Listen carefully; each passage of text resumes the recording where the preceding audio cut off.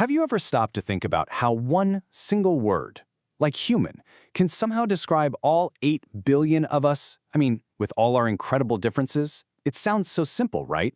But that exact question sparked one of the fiercest intellectual debates in history, a philosophical showdown that started more than 900 years ago. Okay, let's get into this medieval mindbender.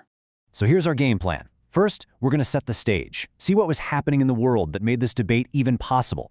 Then, we'll tackle the big puzzle itself, the problem of universals. We'll look at the two opposing teams, the realists and the nominalists, before we meet the absolute genius who carved out a path right down the middle. And finally, we'll see why this super old argument, well, why it still matters today. All right, so where did all this intellectual energy even come from? It all kicked off with a new age of learning, this incredible cultural reawakening that just swept across Europe in the 11th and 12th centuries. And you can see, this wasn't some overnight thing. The seeds were actually planted way back in 800 AD with Emperor Charlemagne. He really kicked off this whole revival of culture and learning, and that just simmered and grew, leading to this huge boom in scholars and teachers, and eventually, bam, the very first universities. You have to imagine what these new centers of thought were like. They were just buzzing with energy. Places like the Cathedral of Chartres weren't just quiet buildings. They were intellectual arenas. One writer at the time described Paris as a Jacob's ladder, with philosophers constantly running up and down, just full of excitement. I mean, it was the perfect storm for a huge philosophical debate to ignite. So let's get right to the heart of it. What was everyone so fired up about? Well, the puzzle that absolutely captivated these medieval thinkers was called the problem of universals. So what in the world is a universal? Simple.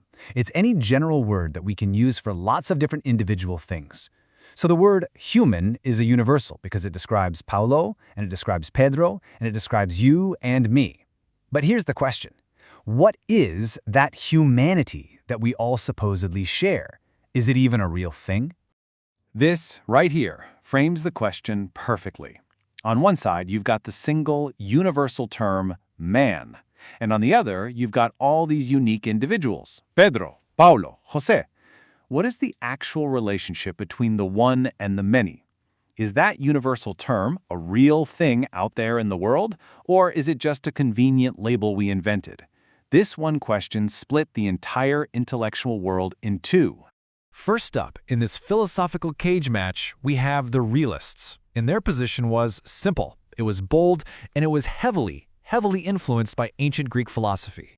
So the most important thing to get about a realist, like the famous William of Champeaux, is that they believe universals are, well, they're real.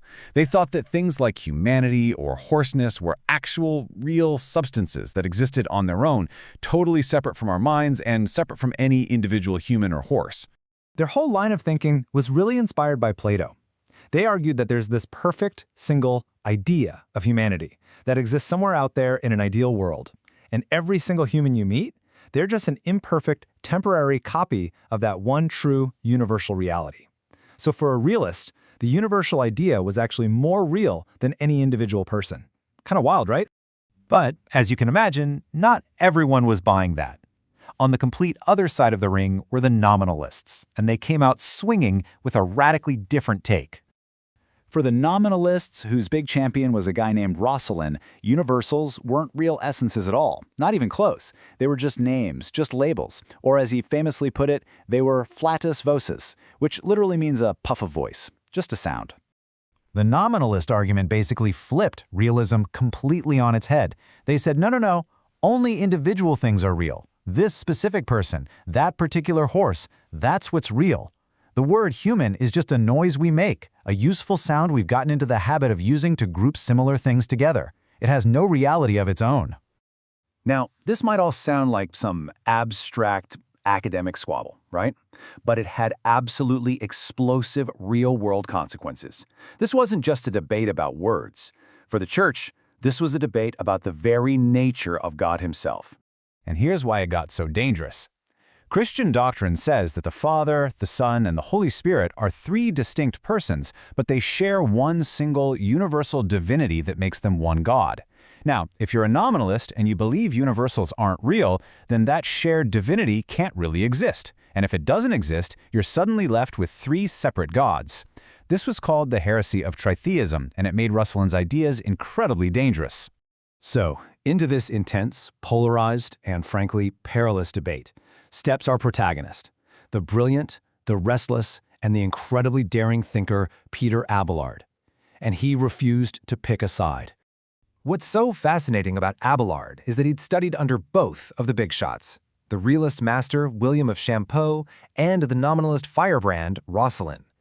This gave him this totally unique perspective to see the weak spots in both arguments. So, teaching at the famous school of Notre Dame, he set out to find a third way. So how did he crack the code? Abelard laid out a process. Step 1, our intellect looks at a bunch of individual things, say a group of people, and it notices the things they have in common. Step 2, it then pulls out or abstracts a common way of being, a modo de ser. It sees a shared pattern. And finally, step 3, our mind creates a mental concept from that pattern. And that concept, he said, is the universal. So here is Abelard's brilliant solution, right here. Universals are not real things floating around in some other dimension, like the realists said, but they're not just meaningless puffs of air, like the nominalists argued. They are concepts. They are real, but their reality exists only inside the human mind. You know, Abelard's incredible compromise didn't just put an end to a debate. It actually changed the way Western thought worked, building a legacy that we still feel to this day. The great historian Étienne Gilson, I think, summed it up perfectly. He said Abelard imposed an intellectual standard below which it would no longer be acceptable to dissent. He forced philosophy to be more rigorous, more logical, more precise. He just raised the bar for everyone. And that leaves us right here. It's a 900-year-old debate, sure, but it forces us to ask a deeply personal, deeply modern question. When you think about the big concepts that shape your own life, things like justice or love or success, how much of that is a real solid thing out there in the world, and how much of it is a powerful concept constructed right inside your own mind?